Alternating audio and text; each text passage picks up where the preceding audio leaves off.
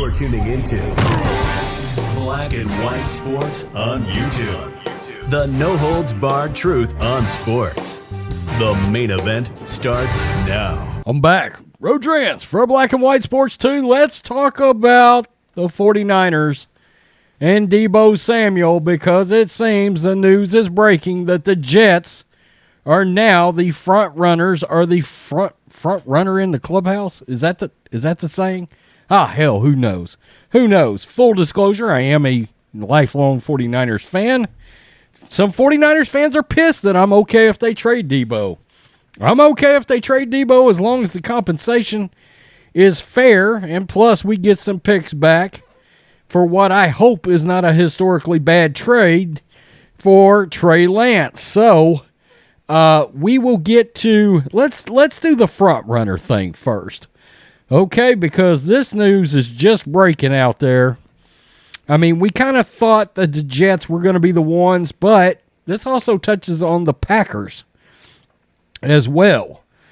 While it remains uncertain if the 49ers will trade wide receiver Deebo Samuel, the New York Jets are reportedly considered his most likely landing spot if they do. According to ESPN's Jeremy Fowler, most people in the NFL consider the Jets to be the front runners for Samuel, although, quote, some teams don't expect the Niners to move him anytime soon. Fowler noted that the Packers and the Lions are also in the mix for Samuel, but a source said it would take, quote, so much to trade Samuel to the Packers because of the NFC rivalry between the teams and the friendly rivalry between Coach Shanahan and Coach LaFleur, of course, with the Packers. Samuel, 26, is a hot commodity since he is coming off a career year in his third NFL season. The former South Carolina standout was perhaps chiefly responsible for the Niners making the playoffs and reaching the NFC Championship game. It goes on to talk about his 77 receptions, 1,405 yards, 6 TDs, 365 rushing yards, and 8 scores on 59 carries. Now, let's get to this, because this is what's interesting. AFC team set to make the, quote, Godfather offer for Deebo Samuel, and of course, that's going to be the Jets. This is Larry Brown Sports. That was the Bleacher Report. 49ers have maintained they do not want to part ways with Deebo Samuel, but there is one team in particular that could potentially persuade them with a massive trade offer. John Lynch said he cannot envision them trading Samuel.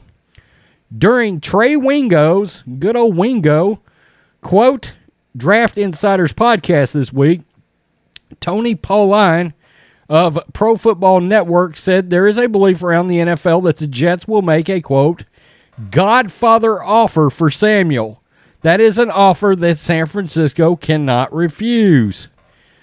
The feeling inside the league is the Niners are listening to offers for Deebo, and the Jets are going to put together such a massive package that the Niners are not going to be able to turn it away. Everyone says that Kyle Shanahan would like to keep Deebo, but again, feeling is, as they said in The Godfather, the Jets are going to make the Niners an offer they can't refuse. That is the word in league circles. Pauline said one executive told him he believes the 49ers will have the 10th pick overall Thursday night, not the Jets. If New York does swing a trade for Samuel, that pick would almost certainly be part of the package. The Jets tried to trade for Tyreek Hill, but the Chiefs gave the dynamic receiver to, of course, the Miami Dolphins. So, it's going to be interesting to see what happens come Thursday night. Now, of course, I don't think that's going to be all. There's going to be more picks involved there, I believe, than just pick 10. You know, something a lot of us don't talk about as Niner fans is, as epically awesome as that season was last year, Deebo's got an injury history here, too. That's something to consider, and he's going to want a massive contract. There's even some rumors floating around out there that he may be looking for a fully guaranteed contract as a wide receiver, kind of like you're seeing some of the quarterbacks get, and I just don't know why any team would do that with a wide receiver. I don't. And the other thing is, word has it, he's putting it out there, he does not want to continue to run the ball. Well, if that's the case, if I'm the Jets, if I'm the Packers, if I'm the Lions or whoever else is going to be in the mix here, that would make me very, very leery of pulling the trigger on this deal. Because I think that showed the dynamic side of Deebo Samuel last year, the full dual threat side of Deebo Samuel last year. If he's not willing to go running back and wide receiver, I'm not giving up nearly the compensation. I'm certainly not paying him nearly the compensation.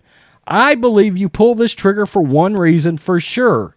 Let's say you can get 3 picks out of this. The 10th, and then something in the 30s, and then something a little later, 4th round, even though this is a down draft. Look, 20 through 120 is pretty good in this draft. But after that, yikes. Daniel Jeremiah is talking about, after pick 150, that he would literally consider trading a 4th for next year's 5th, because next year is going to be a much, much deeper draft than this year's draft is. You get beyond pick somewhere between 120 and 150, you get beyond that, there's going to be a talent drop-off. You're going to see guys in the 5th, 6th, and 7th that most definitely could be undrafted free agents in other seasons. This draft is not very deep, which is odd because everybody thought because of COVID holdovers, this draft was going to be very deep. It's not. It's not. So, and look, there's damn good wide receivers in this. Can you imagine? You trade Deebo and draft Jameson Williams out of Alabama? There you go. Okay, and look, I do believe Deebo is in part a product of Kyle Shanahan. I think that's why both LaFleurs, the one in New York, the one in Green Bay, are trying to get a hold of Deebo because they fall off that Shanahan tree, right? Tell me what you think. I love the idea of getting a good bit of that compensation back for Trey Lance in that trade, just in case. And it would just be nice as a Niners fan come draft night to have the 10th pick. Trade him. Tell me what you think, Black and White Sports 2 fans. Peace. I'm out. The Godfather. Till next time. You're tuning into Black and White Sports on YouTube. The no-holds-barred truth on sports. The main event starts now.